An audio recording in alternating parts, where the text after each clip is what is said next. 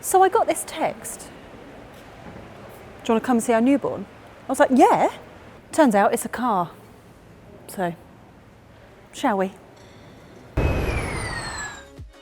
We are big fans of the Born, and it seems like you are too, as it's been quite a big seller. Now, this is the first big facelift that it's had since its launch in 2021, and they haven't messed too much with the successful formula. Right, I'm going to be honest, I think this has had a major glow up. I mean, I was a fan of the previous Cupra Born, but now this new version, the facelifted version, looks very angry, and I like that. So you've now got a whole new front face, and they've kept the kind of copper touches, which is really, really nice on the Cupras. I just find that absolutely stunning. It's very superhero, isn't it? I mean, they've still got the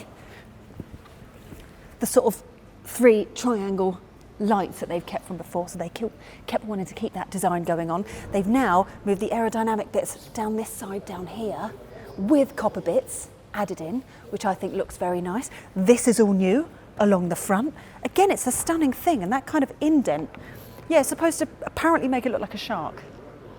Kind of like that. Down the side, new wheels. So there's now 5 new wheels that you can choose from. I mean, these are the 20s that we've got here with the copper. I mean, this is the VZ version. This is a very lovely looking thing. This is also a brand new colour. It's called Timanfaya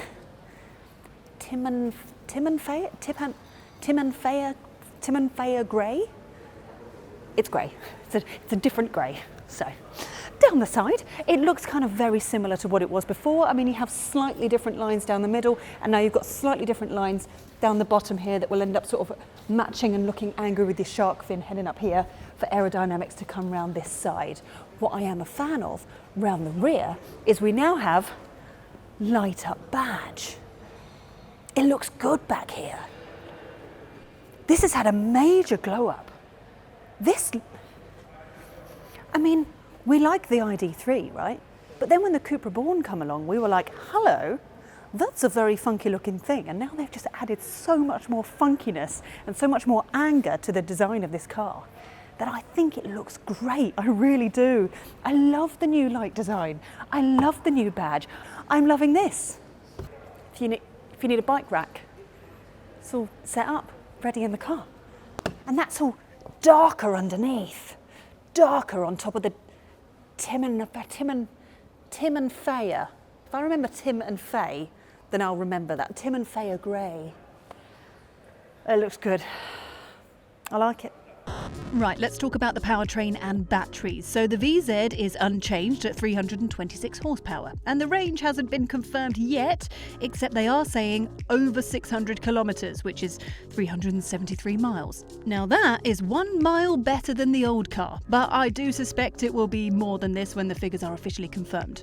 Below this, the models have names rather than the old V1, V2 and V3, and the battery line is simplified, so you can't have the big battery on the cheaper trim levels. Now the V3 now becomes the Endurance, which I have been told is the same name as a blue pill that you can get in a vending machine in the gents' toilets at the back of a pub, which I heard from Manos. Is that right? Yeah, anyway, that runs on the same battery, the 79 kilowatt hour battery, as the VZ. Now again, they haven't done the homologation yet, so we don't have official range figures, but we're being told more than 600 kilometres, which is 373 miles. So that's a good thing. And both of those will charge at 185 kilowatts. Good. The Born Plus is the old V2 and has 190 horsepower and that familiar 58 kilowatt hour battery, giving a range of around 280 miles. But the new V1 is just called the Born and has 170 horsepower and a 50 kilowatt hour battery with 249 miles worth of range. We've seen it before in the Volkswagen ID3 and it weighs around 190 kilograms less than the big battery versions, which will improve efficiency and the way that it drives. So don't dismiss it. Obviously, it will be cheaper as well. Oh, and by the way, there will now be a Cupra sound on the top 2 trims. Now, it's not going to sound like a fake engine noise, but it is a nod to their Formula E team, so it will sound like an electric race car, if you will. Welcome to a much nicer interior. Now, it's very, very important, as I was walked around the car earlier by the designers, it's very important that I point out the doors. Really important. So previously they were a bit kind of scratchy plastic, a bit cheap feeling, but now, no, soft touch touch, soft touch, and actual proper window functions rather than having to select front, select rear. They listened, they changed it, it's sorted, it's all in there, and it does look and feel really nice. I like it very much. You also have different buttons here for your lights out the front, so that's kind of made smaller, neater, done. This is all new round here as well. This is also soft touch. It does actually feel quite nice. I can't lie, that's quite nice. And this screen is twice the size what it was before, and it is quite stunning. You can change your views, so this whole system now has an Android brain, so you can use your Google Maps, your Waze or whatever, and you can have that as a full screen situation going on just behind the steering wheel. Very nice. You can change your views using the actual buttons on the steering wheel. I am so happy with that. Remember the previous haptic buttons that were just really, really irritating? That's gone. They've listened, they've changed it. Happy, brilliant. We also have flappy paddles. So we now have one pedal driving, which is great. So you can choose your levels of regen braking. This is a pre-production car, by the way, so nothing's going to show up on the screen while I do it. So you can flap and then turn it all off, or you can flap over to the other side, and then you'll be able to use full one pedal driving. Stunning. I've also been told to tell you that there are shortcuts to turn off your ADAS systems, because I don't know if I'm wondering if they know me. That's one of the first things that I always try to find out in every car. But what you do is you swipe from the top and you switch it off along here. Done. Stunning. And then you've got a whole new system layout with your Android Auto, your Apple CarPlay, all that sort of stuff. Also, actually, do you know what? It's doing all right. For a pre-production car, I'm actually quite surprised. That's not bad, is it? Nice and easy.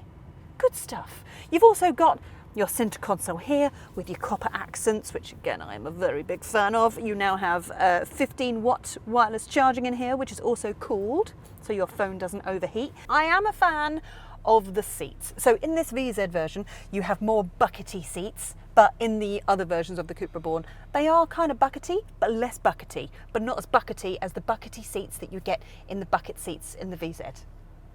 That was quite hard to say, wasn't it? I'm an idiot.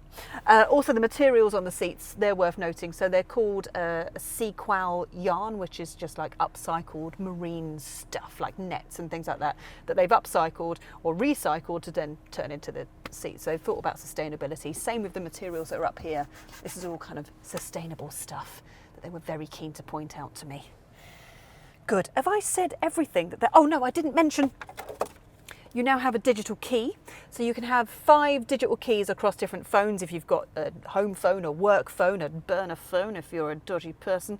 If you want to share your key with your family member, that kind of thing, you can use that, or you also have the physical key as well.